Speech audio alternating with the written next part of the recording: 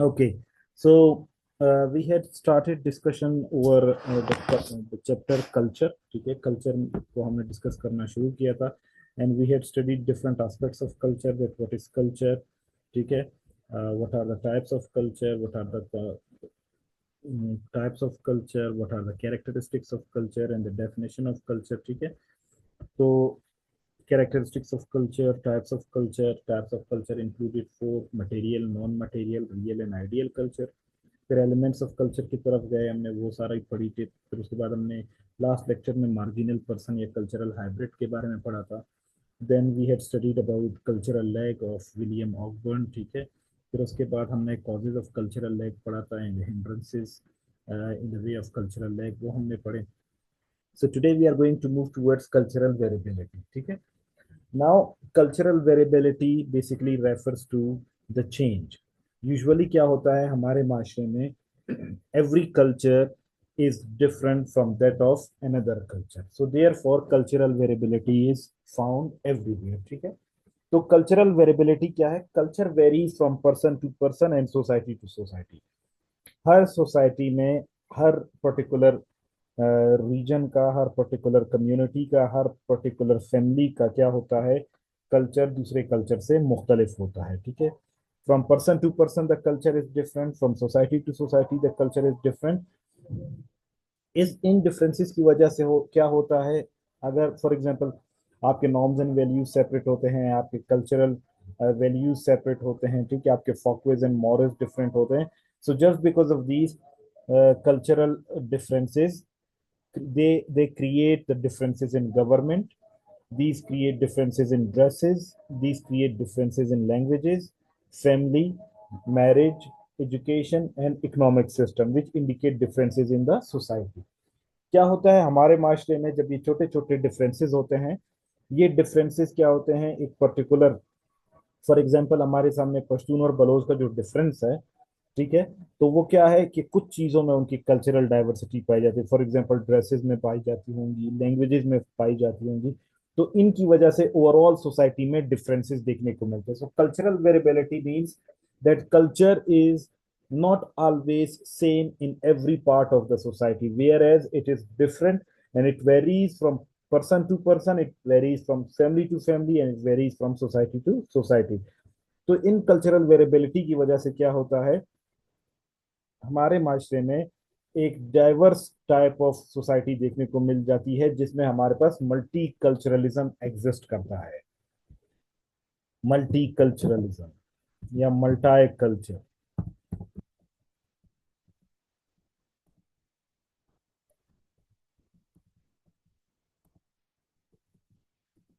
Multiculturalism, at a time when a society has got multiple cultures, multiple ideas, and they are following all of them at the same time, तो उसे हम मल्टीकल्चरलिस्ट या multiculturalism कहते हैं। जैसे हमारी कोयटा की या बलूचिस्तान की या पाकिस्तान की जो सोसाइटी है वो मल्टीकल्चरलिस्ट है।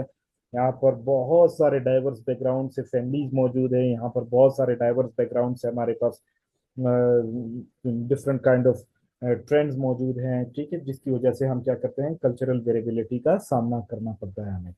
फैक्टर्स ऑफ कल्चरल वेरिएबिलिटी, एक कल्चर दूसरे कल्चर से मुख्तलिफ होता है तो किस वजह से होता है, देयर आर डाइवर्स फैक्टर्स, ठीक है। उसकी बहुत सारी वजूहत है। फैक्टर्स का मतलब है रीजंस, कॉजेज, कि किसकी वजह से हमारे पास ये कल्चरल वेरिएबिलिटी देखने को मिलती है। सबसे पहला है वेरिएबिलिटी इन फैमिली टाइप, कि हमारा फैमिली टाइप जब मुख्तलिफ होता है, कहीं पर न्यूक्लियर फैमिली है तो कहीं पर एक्सटेंडेड फैमिली है तो कहीं पर ज्वाइंट फैमिली सिस्टम है। जब फैमिली सिस्टम डिफरेंट होता है, उसके साइज मुख्तलिफ होते हैं, कहीं पर मैरिज का सिस्टम अलहदा होता है, तो उनकी वजह से क्या होता है, हमारे फैमिली टाइप डिफरेंट होने की वजह से हमारे कल्चर भी मुख्तलिफ होते हैं। मिसाल के तौर पर, culture would strongly be engraved or imprinted in the joint family or extended family as compared to the nuclear family। क्योंकि न्यूक्लियर फैमिली हस्बैंड वाइफ और उनके चिल्ड्रन पे बेस करता है, वहां पर कोई भी चेंज जब आता है तो वो पूरे ओवरऑल सोसाइटी के मैकेनिज्म को चेंज कर देता है। लेकिन जॉइंट फैमिली सिस्टम में उस चेंज को लाना, उस ट्रेंड को सेट करना बहुत मुश्किल होता है। मिसाल के तौर पे एक मिसाल ऐसे ले लेते हैं कि फीमेल्स का एजुकेशन हासिल करना, ठीक है। अगर फीमेल्स का एजुकेशन हासिल करना, सपोज सपोज हमारे माशरे में फीमेल्स को घर से बाहर जाकर तालीम हासिल करने की इजाजत नहीं दी जाती, और अगर किसी एक्सटेंडेड फैमिली में या जॉइंट फैमिली में अगर कोई कपल चाहता हो या कोई फैमिली चाहती हो कि उनकी जो बच्चियां हैं वो तालीम हासिल करें, सो फॉर दिस पर्पज वो क्या करते हैं, वो जॉइंट फैमिली में या एक्सटेंडेड फैमिली में उनको बहुत ज्यादा मसाइल का शिकार, वो मसाइल फेस करते हैं। क्यों? क्योंकि उन्होंने अपने आसपास बाकी तमाम सोसाइटी के या तमाम फैमिली के नॉर्म्स एंड वैल्यूज का भी ख्याल रखना होता है, क्योंकि सारे इकट्ठे रह रहे होते हैं। वेयर एज अगर यही फैमिली न्यूक्लियर फैमिली होती है तो वो आसानी से क्या कर सकते हैं, वो अपने बच्चों की या बच्चियों की तालीम को कायम और दायम कर सकते हैं। तो ये क्या है, कल्चरल वेरिएबिलिटी है। कल्चरल वेरिएबिलिटी फैमिली टाइप की वजह से आती है। यूजुअली कुछ इलाकों में हमारे पास न्यूक्लियर फैमिलीज होते हैं, कहीं पर एक्सटेंडेड फैमिली होते हैं, कहीं पर जॉइंट फैमिली सिस्टम होता है, जिसकी वजह से हमारे पास मुख्तलिफ कल्चरल वेरिएबल्स आ जाते हैं, जो कि every now and then change होते हैं, और इसकी वजह से हमारी सोसाइटी भी ओवरऑल चेंज हो रही होती है और हमारा कल्चर भी वेरी करने लगता है। सेकेंडली, वेरिएबिलिटी इन मैरिजेस। मैरिजेस में से किस तरीके से आपकी वेरिएबिलिटी आती है? देखिए, कल्चर वेरिएबल इस वजह से करता है कि फॉर एग्जांपल अगर आप मोनोगेमियस फैमिली से ताल्लुक रखते हैं, पॉलीगेमियस फैमिली से ताल्लुक रखते हैं, शादियों की तादाद पर डिपेंड करता है कि एक शादी किसी फैमिली में हो रही है, एक से ज्यादा शादियां किसी फैमिली में हो रही है, ठीक है, एक शख्स की। तो अगर फैमिलीज फॉर एग्जांपल अगर मोनोगेमियस है तो वहां पर कल्चरल वेरिएबिलिटी बहुत कम देखने को मिलेगी। अगर पॉलीगेमियस टाइप ऑफ फैमिली है, जहाँ पर जो मेल काउंटर पार्ट्स होते हैं उनकी एक से ज्यादा ज्यादा शादियां होती है, तो वो बहुत ज्यादा कल्चरल वेरिएबिलिटी वहां देखने को मिलेगी। इसी तरह अगर खानदान के अंदर शादी होती है, किसी ट्राइब के अंदर शादी होती है, तो उसको आप जो है ना less culturally variable type of society कहेंगे। लेकिन जहां पर खानदान से बाहर शादियां होती है तो वहां पर वेरिएबिलिटीज ज्यादा आती हैं। तो इसी वजह से कल्चरल वेरिएबिलिटी का ज्यादा असर शादी के तौर तो तरीकों पे भी होता है। फिर कल्चरल वैल्यूज पर भी बड़ा होता है। कुछ जगहों पर कल्चरल वैल्यूज बहुत ज्यादा स्ट्रिक्टली फॉलो की जाती हैं, ठीक है, they are more staunchly believed. Religious dogmas होते हैं, लोगों के जो है ना कल्चरल वेरिएबल्स होते हैं, नॉर्म्स एंड वैल्यूज होते हैं, रिचुअल्स होते हैं, जब वो बहुत ज्यादा स्ट्रांगली फॉलो किए जाते हैं, ठीक है, तो उनको आप बहुत मुश्किल से चेंजेस लेकर आते हैं। लेकिन जितना ही छोटे छोटे कल्चर होते हैं, जिस तरह हमने कहा था कि जितने हमारे कल्चरल इथोस ज्यादा होते हैं, ठीक है, जितने हमारे कल्चर का बेस बड़ा होता है, तो उतनी ज्यादा हमारे पास कल्चरल वेरिएशंस देखने को मिलती हैं, इतना ज्यादा वो स्ट्रांग होता है। ऑन द अदर हैंड, अगर ये चीजें नहीं होती तो फिर हमारा कल्चर इतना वीक होता है। So cultural values are also factors that lead to cultural variability. मिसाल के तौर पर अगर एक शख्स पश्तून है और वो बलोचों में शादी करता है, तो दोनों के कल्चरल वैल्यूज डिफरेंट होते हैं। इसकी वजह से बहुत ज्यादा कल्चरल वेरिएबिलिटी देखने को मिल सकती है। फॉर एग्जाम्पल, अगर लड़की है तो वो अपने हस्बैंड के घर, इन लॉज के घर, वो देखेगी कि बहुत ज्यादा वेरिएबिलिटी है, चेंजेस है। और इसी तरह अगर हस्बैंड है तो वो अपने वाइफ के जो कल्चरल रिचुअल्स को देखेगा या इवेंट्स को देखेगा, तो वहां पर बहुत ज्यादा चेंजेस उसको देखने को मिलेगी। तो कल्चरल वैल्यूज भी बहुत ज्यादा रीजन होते हैं कल्चरल वेरिएबिलिटी की। वेरिएबिलिटी इन रिलीजियस एटीट्यूड्स, जैसे हमने कहा कि हमारे कल्चर में, हमारी सोसाइटी में मल्टीपल जिस तरह कल्चर फॉलो किए जाते हैं, इसी तरह हमारी पाकिस्तानी सोसाइटी मल्टी रिलीजियस है। मल्टी रिलीजियस होने की वजह से क्या होता है कि हमारे पास मुख्तलिफ किस्म के रिलीजियस आइडियाज, मुख्तलिफ किस्म के रिलीजियस डॉगमाज, मुख्तलिफ किस्म के religious beliefs and thinkings develop होते हैं, ठीक है। तो उसकी वजह से हमारे जो कल्चरल वेरिएबिलिटी है वो मुख्तलिफ होती है। फॉर एग्जाम्पल, आज हम देखते हैं कि अगर हिंदूज हमारे इर्द गिर्द रह रहे होते हैं तो वो ईस्टर मनाते हैं, ठीक है, या वो होली का त्यौहार मनाते हैं, या वो और कोई इस तरह का अपनी अपनी रिचुअल्स मनाते हैं, और हम मुसलमान अपने रिचुअल्स बनाते हैं। तो इनकी वजह से क्या होता है, कल्चरल वेरिएबिलिटी हमारे माशरे में देखने को मिलती है। कल्चरल वेरिएबिलिटी का जो अपोजिट है that is called cultural uniformity.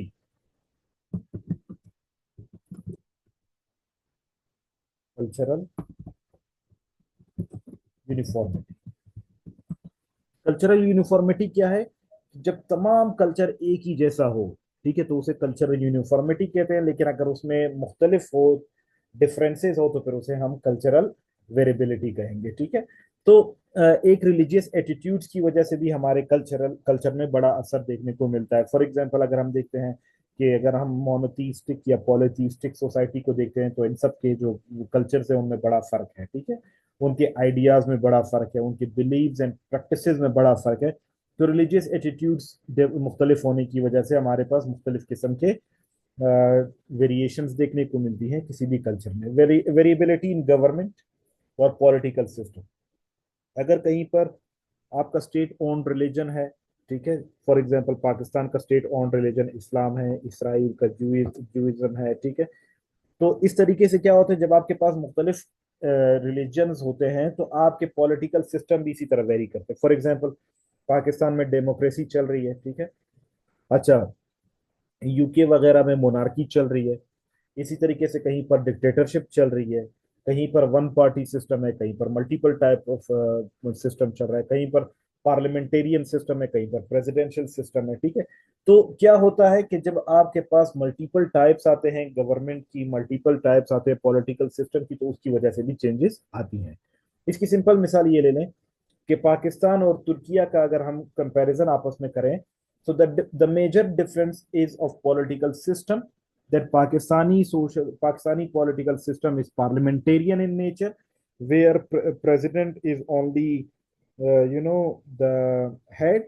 Overall, the administrative works or administrative powers lie in the hands of prime minister, ठीक है। लेकिन अगर हम तुर्किया को देखें तो वो तमाम president is all in all।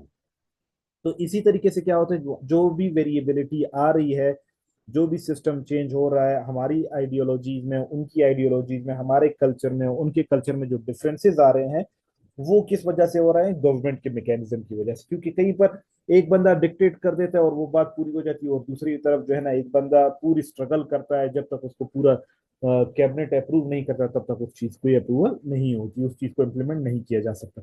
तो पॉलिटिकल सिस्टम की वजह से भी कल्चरल वेरिएबिलिटी देखने को मिलती है। फॉर एग्जाम्पल नॉर्थ कोरिया या साउथ कोरिया में आप देख रहे हैं, वहां के प्रेसिडेंट, वहाँ का कल्चर किस तरह है, वहां पर उनके स्पेसिफिक हेयर ड्रेसेस है, हेयर स्टाइल्स है। आपने उन्हीं हेयर स्टाइल में जो है ना आपने फॉर एग्जांपल उनमें से कोई कट करवाना है, उसके अलावा आप दूसरा कोई हेयर स्टाइल नहीं करवा सकते। अच्छा, दूसरा वहां पर जो है ना फ्रीडम की वजह से भी, पॉलिटिकल सिस्टम की वजह से, फॉर एग्जांपल वहां पर रूल्स एंड रेगुलेशन बहुत ज्यादा स्ट्रिक्ट हैं, ठीक है। फॉर एग्जांपल सोशल मीडिया, वो अपना जो है ना उन्होंने अपना इंटरनेट एक स्पेसिफिक फ्रीडम के साथ उन्होंने इंट्रोड्यूस किया गया है, ठीक है, और वो उसी रिस्ट्रिक्शन के अंदर रहते हुए अपने इंटरनेट को इस्तेमाल करते हैं। इसी तरीके से बिजनेस के हवाले से बात करें तो वो अपना स्पेसिफिक लोगों के साथ बिजनेस कर सकते हैं। तो वहां पर कल्चरल वेरिएबिलिटी बहुत कम है अपने लोगों के दरमियान as compare to other society. For example यहाँ पर आपके पास अपॉर्चुनिटीज है, you can do business with any one, you can have any style that you want to adopt, any fashion that you want to adopt, you are given full freedom, ठीक है। लेकिन अगर यहीं पर आपके पास आ जाए कि नहीं, आपने इस किस्म के हेयर स्टाइल बनाना है, आपने इस किस्म के कपड़े पहनने हैं, आपने इस किस्म का इंटरनेट इस्तेमाल करना है, आपने ये ऐप इस्तेमाल करना है, तो उसकी वजह से फिर क्या आ जाता है, कल्चरल यूनिफॉर्मिटी आ जाती है, क्योंकि पूरे माशरे के लोग वही चीज फॉलो कर रहे होते हैं या वही चीज को यूज कर रहे होते हैं, ठीक है। And then variability in education and profession. Cultural variability का एक बड़ा असर जो है ना, या बड़ा रीजन जो है ना, वो एजुकेशन भी है। क्योंकि हम देखते हैं कल्चरल यूनिफॉर्मिटी, जब हम होमोजेनिटी की तरफ जाते हैं, हमारे एग्रीकल्चरल टाइप ऑफ सोसाइटी में हमने देखा था कि तमाम तरफ कल्चरल यूनिफॉर्मिटी थी। सब लोग जो है ना एक ही किस्म के मतलब मीन्स ऑफ सब्सिस्टेंस से मतलब वो उससे फायदा उठा रहे थे, सब एग्रीकल्चर से उनका ताल्लुक था, सब अपनी खेती बाड़ी किया करते थे, और एक ही किस्म का कल्चरल यूनिफॉर्मिटी उनको में देखने को मिल रही थी। लेकिन जैसे जैसे एजुकेशन आई, तो एजुकेशन, कोई साइंटिफिक एजुकेशन हासिल कर रहा है, कोई रिलीजियस एजुकेशन हासिल कर रहा है, कोई मेडिकल का एजुकेशन हासिल कर रहा है, कोई इंजीनियरिंग की एजुकेशन हासिल कर रहा है, कोई एक प्रोफेशन अडॉप्ट कर रहा है, कोई दूसरा प्रोफेशन अडॉप्ट कर रहा है। So diversity of education and diversity of professions have led to very very bringing variations in different kind of cultures. For example आज हम देखते हैं तो डॉक्टर्स की जो है ना फैमिली से डॉक्टर्स ज्यादा निकल रहे होते हैं, ब्यूरोक्रेट की फैमिली से ब्यूरोक्रेट ज्यादा निकल रहे थे, क्योंकि हर किसी का लाइफस्टाइल और लिविंग स्टैंडर्ड अलग होता है, ठीक है। उनकी थिंकिंग अलग होती है, उनकी आइडियोलॉजी अलग होती है। तो just then another we have got that is geographical environment. Geographical environment का भी बहुत गहरा असर पड़ता है हमारे कल्चर पे, इसको ऑलरेडी हम डिस्कस कर चुके हैं। फॉर एग्जाम्पल अगर ठंडे इलाके में रहने वाला शख्स है, तो उसकी कल्चरल आइडियाज जो है वो, फॉर एग्जांपल, वो एजुकेशन से बहुत ज्यादा इंस्पायर्ड होगा, वो फूड से बहुत ज्यादा इंस्पायर्ड होगा, वो कल्चरली जो है ना वो बहुत ज्यादा रिच होगा, क्योंकि और he would be more more some sort of healthy kind of person, ठीक है।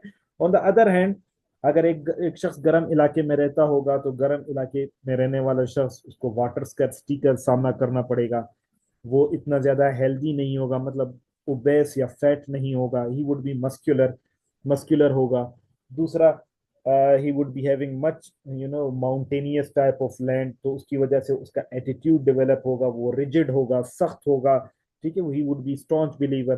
तो इसकी वजह से क्या होता है, जब हमारे पास इन्वायरमेंट मुख्तलिफ होते हैं, तो वो फॉर एग्जाम्पल अगर किसी के घर के सामने से दरिया या समंदर गुजर रहा है, या कोई ऐसी जगह पर रहता है जहां पर पानी का फ्लो बहुत ज्यादा है, तो हम एक्सपेक्ट करते हैं कि जिस तरह पानी जो है वो एक लाइफ के लिए इम्पोर्टेंट है, जिस तरह वो हर जगह से गुजरती है, तो वो जो है ना उस जगह को जिंदगी बख्श देती है, मतलब उसको जिंदा कर देती है। तो हम एक्सपेक्ट करते हैं कि जिस जगह पर भी पानी मौजूद होगा, तो वहाँ के लोग दरिया दिल होंगे, वहाँ के लोग जेनरस होंगे, वहाँ के लोग जो है ना वो बहुत ज्यादा फ्लेक्सिबल होंगे, वो किसी भी पर्टिकुलर कंडीशन में एडजस्ट करने वाले होंगे। ऑन द अदर हैंड, हम देखते हैं कि ऐसे इलाके जहाँ पर रिजिडिटी देखने को मिली, हमारे पास माउंटेन्स देखने को मिले, या हार्श वेदर कंडीशंस देखने को मिले, तो हम एक्सपेक्ट करते हैं कि वो भी क्या होंगे, हार्श किस्म के लोग होंगे, वो लोग भी लड़ाई झगड़े करने वाले होंगे, या वो सख्त आइडियाज रखने वाले होंगे, सख्त जहन के मालिक होंगे। तो ये क्या होती है, इनकी वजह से हमारे पास कल्चरल वेरिएबिलिटी देखने को मिलती है। सोशल नीड्स और लॉ ऑफ इनहेरिटेंस की वजह से हमारे सोशल नीड्स जिस किस्म के होते हैं, उसी किस्म की वेरिएबिलिटीज देखने को मिलती है, ठीक है।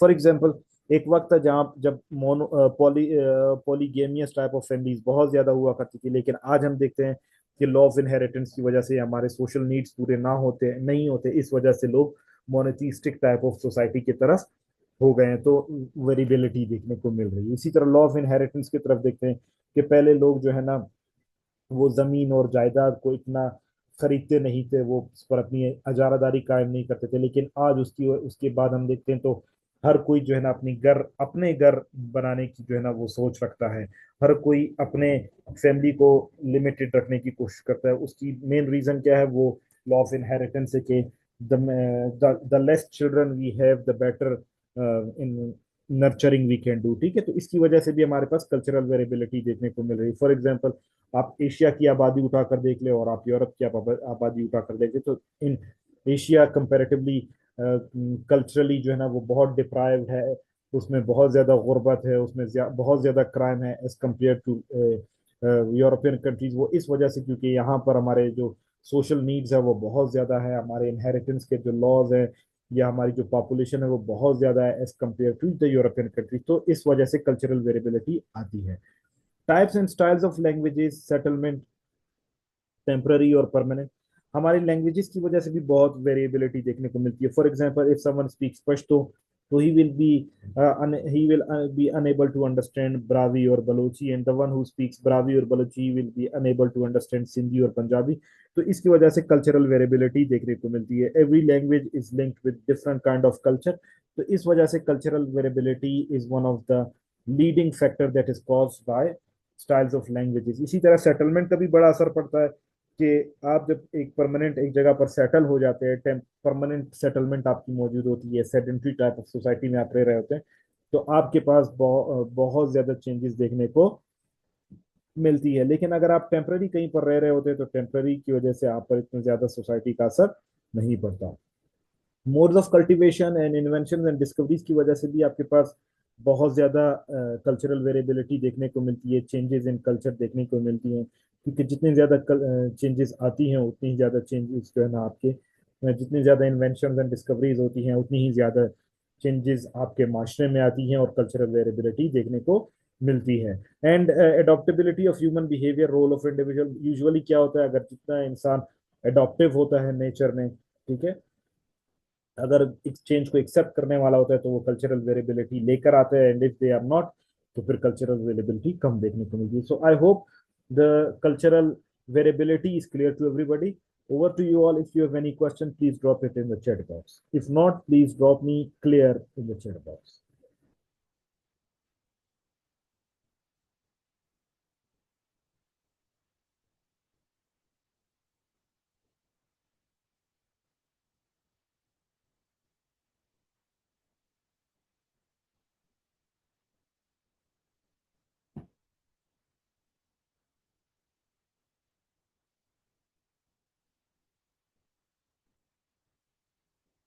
Okay, that's good, that's clear. Okay, another one is cultural diffusion. ठीक है, कि कल्चरल डिफ्यूजन क्या है? Cultural diffusion is a very short एक कंसेप्ट है, इसको समझना जरूरी है। याद रखें, कल ये recording will be shared, recording I am recording it as well, you have recorded as well, ठीक है? तो हम शेयर करेंगे, but even though if you have not listen तो हम उसको वो कर सकते हैं, ठीक है? Let me just see styles of languages और सेटलमेंट। इसका भी बहुत गहरा असर पड़ता है कि आप डाइवर्स बैकग्राउंड से होते हैं, डाइवर्स लैंग्वेजेस होती हैं, जिसकी वजह से हमारे पास लैंग्वेजेस डिफरेंट होने की वजह से कल्चरल वैल्यूज मुख्तलिफ होती हैं, कम्युनिकेशन के मेथड्स मुख्तलिफ होते हैं, just because of this cultural variability, like Pashtun, Baloch, ठीक है? There is a diversity. इसी तरीके से Sindhi, Punjabi and Saraiki, these all languages are entirely different from each other. तो इनकी लैंग्वेजेस डिफरेंट होने की वजह से इनके जो कल्चरल आइडियाज होते हैं, कल्चरल ईथोस होते हैं, कल्चरल ट्रेंड्स होते हैं, वो मुख्तलिफ होते हैं। सेटलमेंट का भी बड़ा गहरा असर पड़ता है कि अगर कोई शख्स परमानेंटली एक जगह पर सेटल्ड है तो वो सोशल चेंज को आसानी से एक्सेप्ट करता है, लेकिन अगर वो टेम्पररी तौर पर सेटल्ड है तो वो थोड़ा सा लेट उसको एंडोर्स करता है। मोड्स ऑफ कल्टिवेशन यानी इन्वेंशन एंड डिस्कवरीज की, जिस तरीके से आप खुराक हासिल करते हो, अगर वो आपके उसकी वजह से भी कल्चरल वेरिएबिलिटी देखने को मिलती है। जितनी ज्यादा इन्वेंशन होती हैं उसके मुताबिक भी जो है ना आपके पास कल्चरल वेरिएबिलिटी देखने को मिलती है। जितनी ज्यादा डिस्कवरीज होती हैं तो उससे भी आपके पास वेरिएबिलिटी आ सकती है। वेरिएबिलिटी बेसिकली मीन्स चेंजेस, कि कैसे एक कल्चर दूसरे कल्चर से डिफरेंट होता है, ठीक है?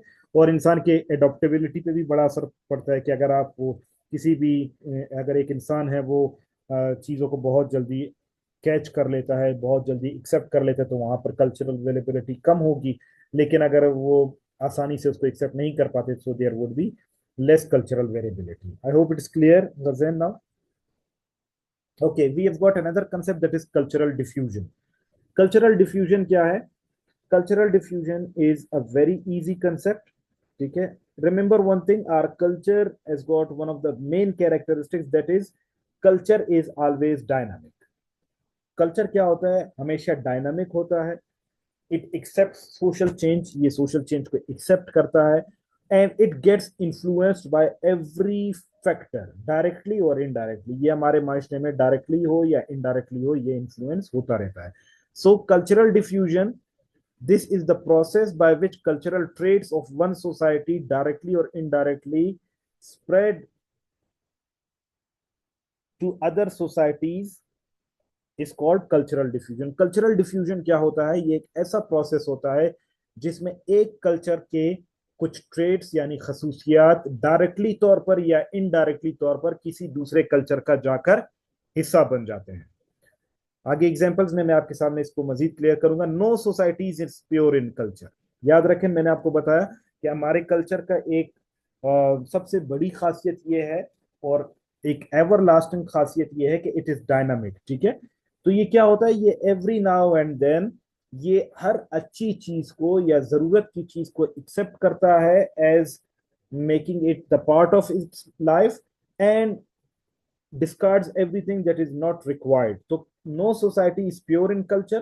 Every society has been diffusing cultural elements and traits from other societies. Her society या हर culture सूनर और लेटर आहिस्ता आहिस्ता वो क्या करता है? दूसरे कल्चर से कल्चरल ट्रेट्स बोरो करता है और उसको अपने कल्चर का हिस्सा बनाता है। मिसाल के तौर पर हमारी पाकिस्तानी सोसाइटी है। इस पाकिस्तानी सोसाइटी में कॉटन का इस्तेमाल होता है, कपड़े, कॉटन के कपड़े पहने जाते हैं, कॉटन कॉटन के ड्रेसेस बनाए जाते हैं, कॉटन का इस्तेमाल पिलोज में किया जाता है, बहुत सारी चीजों में किया जाता है। अभी ये चीज हमारे पास कहाँ से आई? इंडिया और बांग्लादेश से आई। इसका मतलब है हमने क्या किया? कॉटन का इस्तेमाल, या हमने जो कॉटन का यूज था या उसको जितना ज्यादा मैक्सिमाइज यूज करना था, हमने क्या किया? उसको वहां से डिफ्यूज किया और अपनी लाइफस्टाइल का हिस्सा बना लिया। सिल्क का इस्तेमाल, सिल्क के कपड़े पहने जाते हैं, सिल्क के जो है ना बहुत सारे ड्रेसेस बनाए जाते हैं, सिल्क से बहुत सारी और चीजें बनाई जाती हैं। वो चाइना से हमने इस आइडिया को डिफ्यूज किया और आज हम सिल्क की चीजों को इस्तेमाल कर रहे हैं। इसी तरह जिस कुर्सी पर मैं और आप बैठे हुए हैं या हम इस्तेमाल कर रहे होते हैं अपने ऑफिस में, हम अपने घरों में जिसको इस्तेमाल कर रहे होते हैं, तो ये सबसे पहले साउथ यूरोपियन कंट्री में हमारे पास जो है ना, साउथ यूरोप में हमारे पास वजूद में आई, इन्वेंट हुई, ठीक है। इसी तरह विंडो ग्लास, जो कि शीशों की खिड़कियां वगैरह हैं, खिड़कियां जो हैं उसके जो शीशे वगैरह हैं, उसका सबसे पहला इब्तिदा जो है ना इजिप्ट में हुआ, लेकिन आज हम उसको अपने जिंदगी में हम उसको इस्तेमाल कर रहे हैं।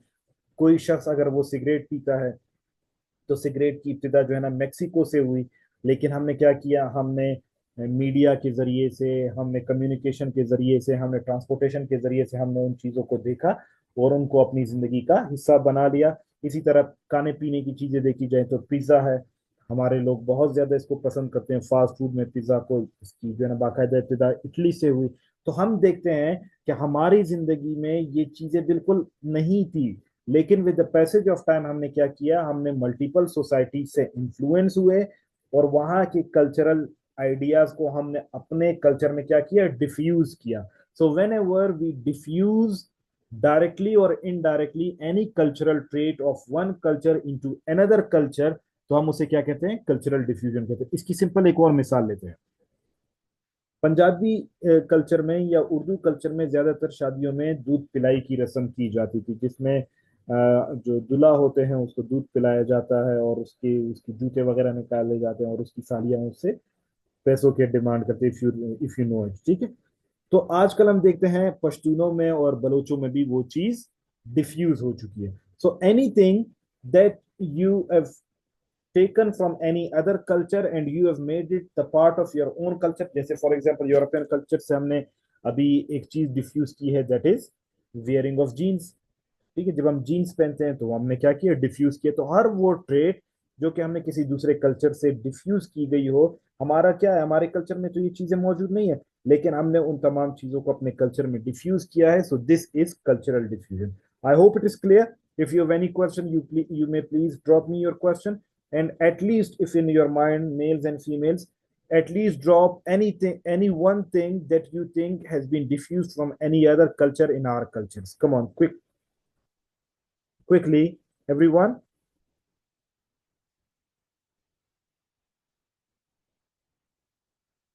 Anything that is diffused in your culture or in any Pakistani culture. Yes, English language has been diffused, fine. Dressing style has been diffused.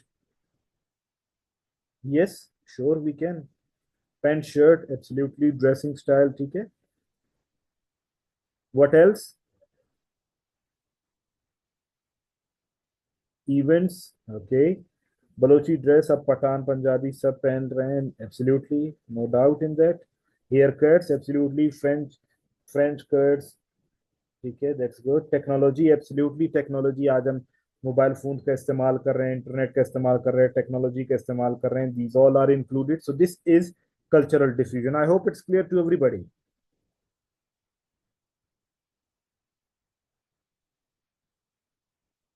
Okay, so soon इंशाल्लाह after the break of 7 to 8 minutes हम फिर next session में मिलेंगे और इस chapter को इंशाल्लाह हम, इसमें दो तीन चीजें हमारे पास रह गई हैं, ठीक है। इसमें एथनोसेंट्रिज्म होगा, जीनोसेंट्रिज्म होगा, ओके।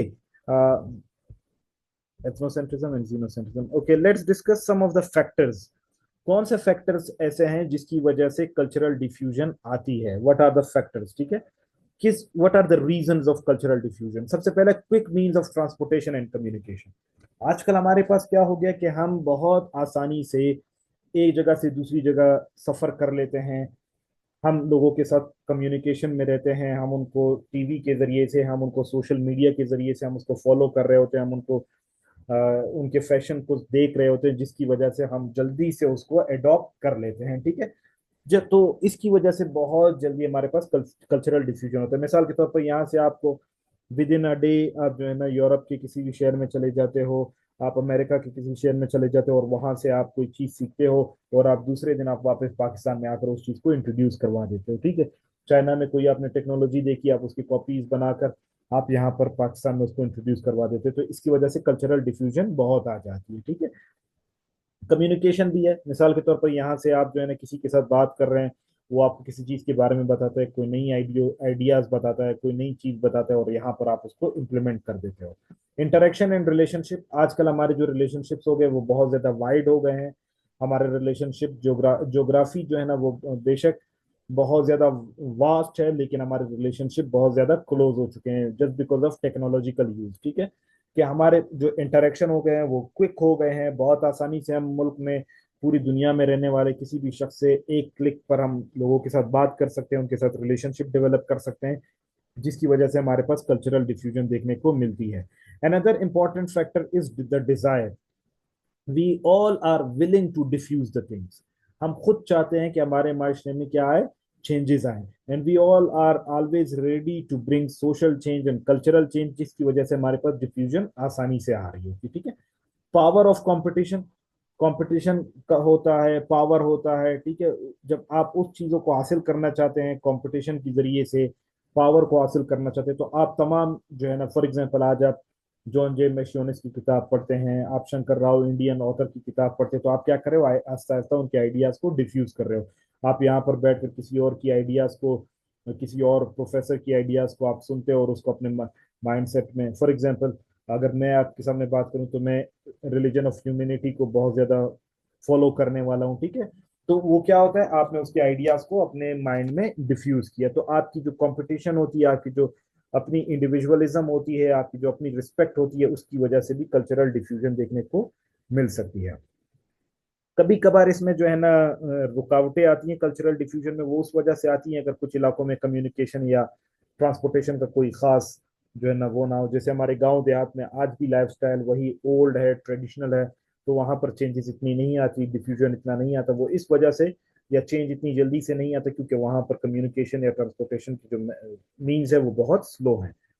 अक्सर हमारा माशरा अनविलिंग होता है सोशल चेंज को एक्सेप्ट करने के लिए, या वो बहुत ज्यादा रिजिड होते हैं, they are more strongly believe staunch believer of their ideologies. ठीक है, अपने कल्चरल आइडियोलॉजीज, अपने रिलीजियस आइडियोलॉजीज, अपने फैमिली के आइडियोलॉजीज पे, उसके लाइफस्टाइल पे बहुत ज्यादा स्ट्रिक्टली फॉलो करते हैं, जिसकी वजह से कल्चरल डिफ्यूजन नहीं आता। कभी कभार लोग जो है ना बहुत ज्यादा आइसोलेटेड होते हैं, तनहा रहना पसंद करते हैं, जिसकी वजह से वहां पर कल्चरल डिफ्यूजन नहीं आ सकता। So I hope it's clear to everybody. If you have any question, you may please ask me right now. And if it is not, please drop me clear. We have got 1 minute remaining. Then we shall end this session. In the next session, inshallah, we shall be studying the ethnocentrism and xenocentrism. Clear to everybody? Okay, so see you all inshallah in the next session. Till that, Allah ne ke baad.